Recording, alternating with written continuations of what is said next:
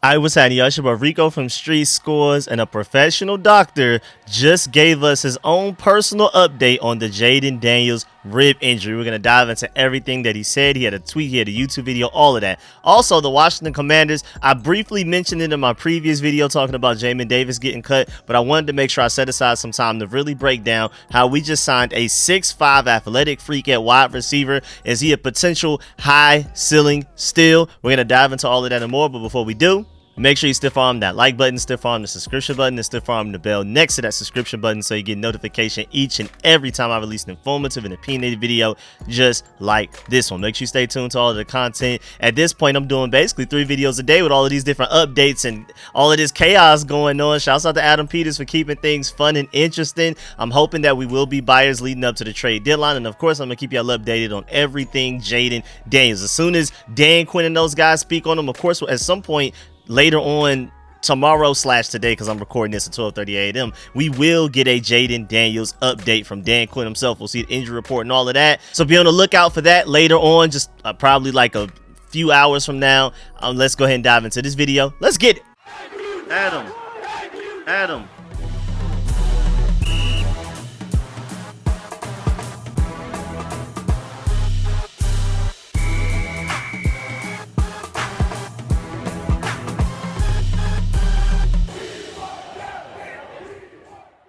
All right, so let's start with Jayden Daniels. You have Dr. Jesse Morse, MD, on Twitter.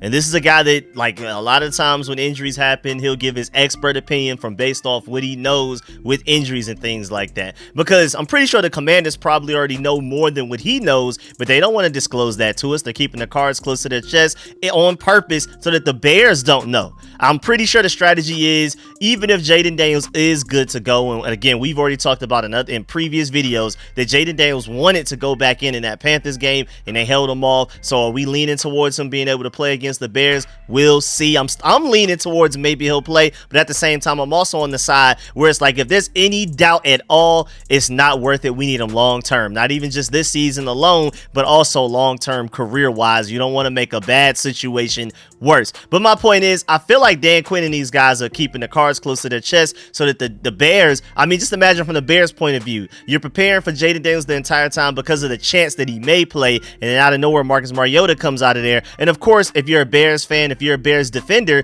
you're relieved overall, but they still have, even though they're similar in play style, they have different sets of weaknesses and strengths. And if you're game planning towards Jayden Daniels the entire time, Marcus Mariota can catch you lacking a little bit. Same thing, if we just went at, if Jayden Daniels, say this coaching staff already knows he will definitely not play against the Bears, what advantage would it be from Dan Quinn and those guys to tell everybody, but most notably the Bears, their staff, their players and all of that, that Jayden Daniels will not play as soon as possible so that they can have more time to prepare against Marcus Mariota specifically? So again, I'm pretty sure the Commanders already know a lot, but this is like the best information we're going to get outside of the Commanders organization, because again, they're holding their lips tight on purpose. So we have Dr. Jesse Morse on Twitter, always commenting and giving his expert opinions on all kinds of injuries that happen in the NFL, especially high profile ones. He tweeted, Jayden Daniels, great news. He reportedly did not suffer a rib fracture. This is likely a rib cartilage injury, which I alluded to here. He gave a YouTube link of a 2-minute video of him breaking down his opinions on the whole situation.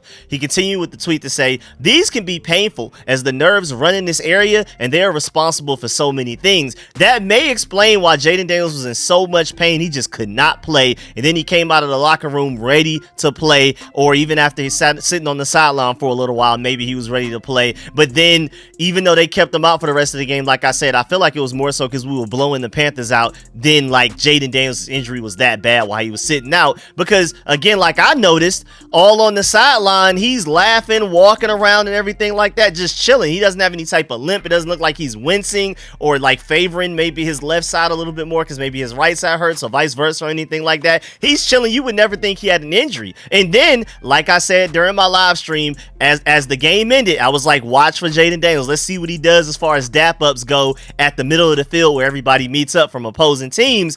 And I was like, okay, if he just daps up and keeps his distance, or maybe like a quick high five, but doesn't include his body in whatever dap up he does, then maybe it hurts quite a bit. Maybe the injury is worse than what I think. But he not only went in for like a decent wrap up type of dap up, but he also went in for like a bear hug with Bryce Young, where they like held each other for like a little while he like talked to him, I guess so the media can't see what words they were saying, so they could hear each other clearly and everything like that. But he like brought him to his core, and I feel like if his ribs were really that hurt, he wouldn't have brought Bryce Young that close. He easily could have just talked to him closely, maybe side to side or something like that. But he like literally had brand. Bryce Young is shorter too, so like I don't know. His chest could basically almost be in Jayden Daniels' ribs. I feel like he wouldn't have even risked that if the injury is as bad as some people may think. But that's not an expert opinion at all. But it does maybe explain that like it was extremely painful at one point in time. But then once he got over the nerves part of it, maybe they gave him an NFL blitz level of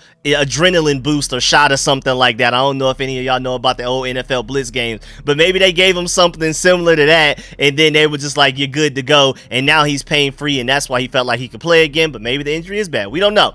But he said, going back to the doctor's own words on Twitter, usually these injuries take 1 to 2 weeks to return to play. So week 8 against the Bears is a realistic possibility, because he would have had almost an entire full 7 days, because he came out after the first quarter. So technically he would have like 6 days and 23 hours and 55 minutes basically to heal, compared to when he left the game.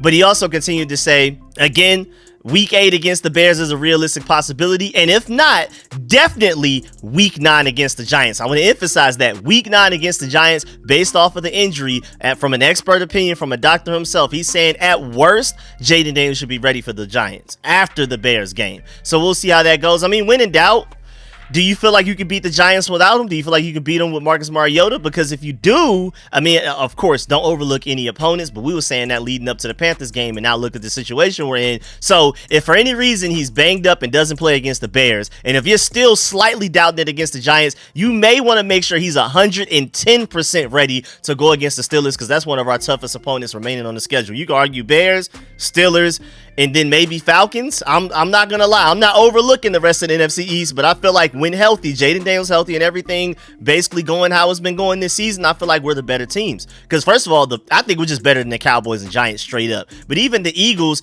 the way that they struggled against the Browns versus how we dismantled them boys, they like barely beat the Browns. It came to like 5 minutes left in the fourth quarter before they officially separated themselves from that team. So I just feel like we're better than the Eagles, because what other way can we compare ourselves to other teams? By mutual opponents that we've both played, and I believe it was back-to-back weeks. I believe we played the Browns, and then the very next week the Eagles played the Browns or something like that. Maybe I'm tripping, maybe it was like a 2-week difference, but either way, my point is mutual opponents are your best chance of even trying to have any sort of debate of who may be the better team until y'all actually play against each other. And so the only reference point we have of the Browns right now, I believe we are better than the Eagles. So again, my main point is, if you think Jayden Daniels is not even 100%, Dan Quinn even said it himself, we're not going to play him unless he's able to be him. We don't want him playing passive. We don't want to take away any of the quarterback design runs or any of the read option stuff. If he can't do everything that he normally would do while fully healthy, he's not going to play. So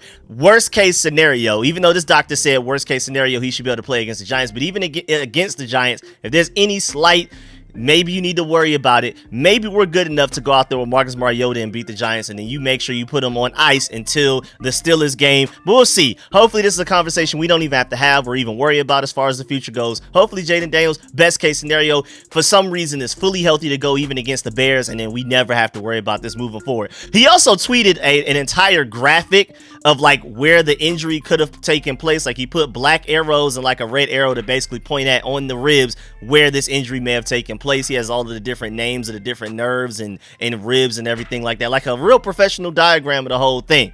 Also, in his 2-minute YouTube video, he said that Jayden got lucky. So that sounds good to me. When I hear he got lucky, that sounds like the injury could have been worse, but it's not, based off of what he's hearing, seeing, or whatever data he collected being a professional doctor that, you know, is basically doing his content through Twitter and YouTube. And then he also said that there is an honest chance that Jayden Daniels can play versus the Bears. He said both of those things in his video. If you want to go check it out yourself to hear it from him directly, you can. But shouts out to my boys at the Tan Top Podcast, because they bring up great points. They said, I wonder how Jayden Daniels' current rib injury compares to the one he sustained in the Missouri game last season. He was clearly in severe discomfort, went to the medical tent and everything, but went back into the game and led a comeback back-to-back victory. And, you know, just to continue from there, first of all, I completely agree. That was like my first thought. Like, man, I mean, I remember this happening against Missouri. Maybe this was a similar situation, but against Missouri, he was losing. Against the Panthers, he was up by like 20 plus. So it was like there's no need to bring him back. Hopefully it's that type of situation. We'll see. Jayden Daniels has proven he will and can play through pain. Then you also have Couch GM. You had Ron Rivera's burner on Twitter. He said Jay Daniels had a similar rib injury in the LSU versus Missouri game, came back into the game and led LSU to a 49-39 victory. No doubt he wants to play this week if they'll let him. I completely agree. Both of them bringing up great points about how Jayden Daniels dealt with a similar injury in the Missouri game and still went out there to not only play but lead a game-winning drive and all of that type of stuff to end up winning the game and all of that. So I'm not worried about Jayden Daniels' toughness at all. I'm more so worried about, can we just make sure he's 100% good to go? Do not rush it. If I have to accept the fact that he does not play against the Bears, that's cool. As long as he's healthy long term, I can live with that. Now moving on to the second half of this video. Again, I briefly mentioned it earlier, but in my video when I broke down the whole everything surrounding the release of defensive end, linebacker, edge rusher, whatever you want to call him, former first round pick Jamin Davis. I also did briefly mention in the other moves that they made is that they signed safety Ben Nikhil. They released safety Sheldrick Redwine from the practice squad. And then we also signed Michael Strachan to the practice squad as well. And that's who we're here to talk about. Ben Nikhil and Michael Strachan were both signed to the practice squad. And just to catch you up, first of all, he's from the Bahamas, from Freeport, Bahamas. He was born in 1997, so he is 27 years old right now. Still fairly young. He hasn't been in the league for too long, but he's kind of just hopped from team to team and hasn't gotten much playing time. We're going to dive into that soon. But either way, he's a football receiver technically for the Washington Commanders right now. He's on the practice squad. He played college football for the Charleston Golden Eagles and was selected by the Indianapolis Colts in the 7th round of the 2021 draft. They took a flyer on him and they didn't necessarily like what they saw, but this is still a guy that maybe we can get something going here. And also, I do want to mind you, he's technically a local guy because he is from the Freeport, Bahamas, but later on in life, he ended up moving to Lynchburg, Virginia. That's where he was recruited out of high school from and everything like that. Just to let you know, this guy's 6'5", about 230, with 34 1/4 inch arms and 10-inch hands. This is something we can work with. Again, he's only 27 years old. He has 4 years of experience, even though he's barely played in those 4 years. But most intriguing by him and why I gave you the measurements up front, because look at his relative athletic score right here. A 9.22 relative athletic score. That is a lot of athleticism. And this regime showed that they really valued athleticism when it came to the draft. We ended up having the highest relative athletic score average out of any other team's draft class in the 2024 draft. Like, we literally prioritized athleticism more than any other team in the NFL this past draft. And so I'm not surprised that they had their eyes on a guy like Michael Strachan, who's just been kind of around, is just lingering around the NFL. Nobody's necessarily wanted him. Maybe he'll get an honest shot here. Now, I love Noah Brown, but he tends to get hurt. And apparently the Commanders are still looking for more size. I'm surprised they haven't really taken a look at Bryson Tremaine, who's been here the entire offseason and showed some flashes in the preseason as well. But they're taking a look at this guy because, again, you're looking at that relative athletic score, elite size, height, weight, and even his bench was great. For a wide receiver, a 20 bench is really strong. So if you're trying to get a guy that could potentially block on the outside very well, which is something we highly covet in this offense, I don't think there's any coincidence that the first 2 weeks of the season, our wide receivers were not blocking well. And that includes Terry McLaurin. That includes Luke McCaffrey, who literally was the reason that Brian Robinson scored a touchdown. I think it was against the Cardinals or the Browns.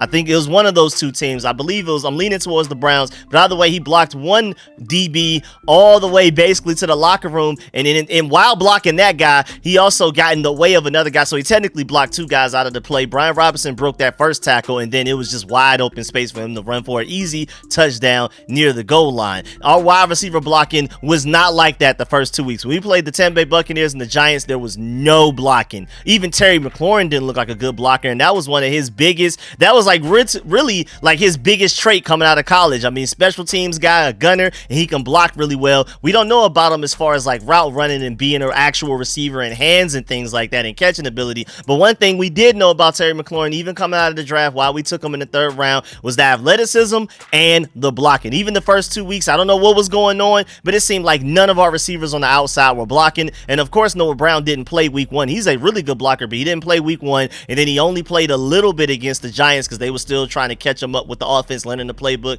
and everything like that, getting into game shape. But even as much as I love Noah Brown, he tends to get hurt, so maybe this is a backup like option as far as like size if Noah Brown were to get hurt again. That's just what he's done throughout his pretty much his career so far for the Cowboys and the Texans. But my point is, with that 20 bench right there, that sounds like a guy that should be able to block, and this offense is predicated on outside receivers blocking really well. Our run game with Jayden Daniels scrambling, with the running backs getting the ball, with all of the screen passes we throw behind the line of scrimmage, we need our receivers to block, and this guy can at least do that from a physical standpoint. We'll see if he can actually do it from a technical standpoint, because those are two completely different things. But as far as what he can physically bring to the table, it's really hard to beat a 20 bench mark as far as the NFL combine for a wide receiver, especially when he's 6'3", 230. Like, that's incredible for him to be that skinny and to put up 20 bench reps. That's actually really insane. Then his explosion was really good,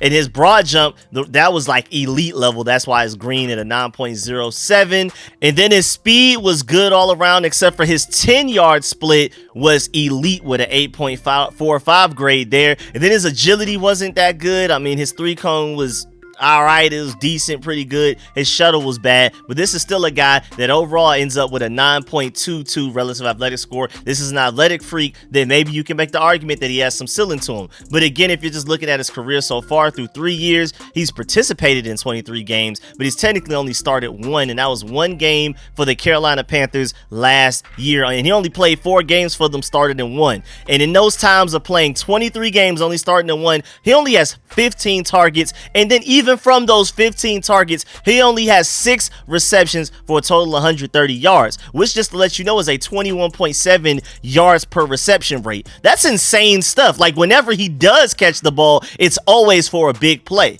because also all 6 of his career receptions so far have all led to first downs. This guy is just a big play waiting to happen. He may not necessarily be consistent. He may not be a consistent deadly presence that defenses have to always worry about.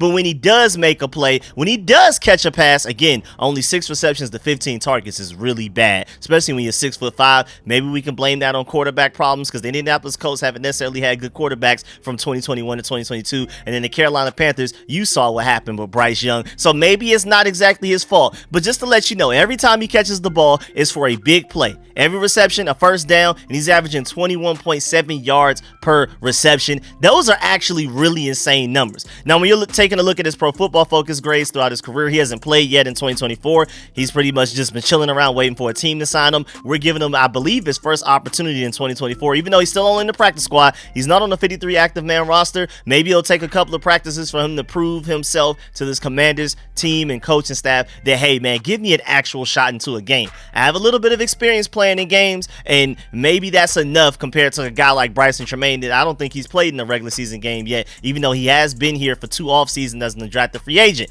But Pro Football Focus grade wise, 2021 he had a 61.7 grade, 2022 he had a 61.7 grade, which just seems lazy. There's just no way the numbers are that specific and the exact same both times. I don't know if Pro Football Focus just considered him an afterthought and didn't really care to grade him. It is what it is. And then in the 2023 season, where he only had 3 targets and 1 reception playing with Bryce Young and the Carolina Panthers, he had a 54.6 overall grade, and he had a 28.8 drop grade, which means that I'm assuming that between his 3 targets and him only having 1 reception, maybe those other 2 targets were drops for them to give him that low of a drop grade, like a super failing grade, red. That must mean that this guy is not a consistent hands guy. But I think this is somebody that we can sign to the practice squad, let him practice for a couple of weeks, learn the playbook, maybe develop some, let Cliff Kingsbury get a hold of him. I mean, he doesn't have to worry about the quarterback part again. The Colts quarterbacks that he had to deal with from 2021 to 2022, and then dealing with Bryce Young at Carolina.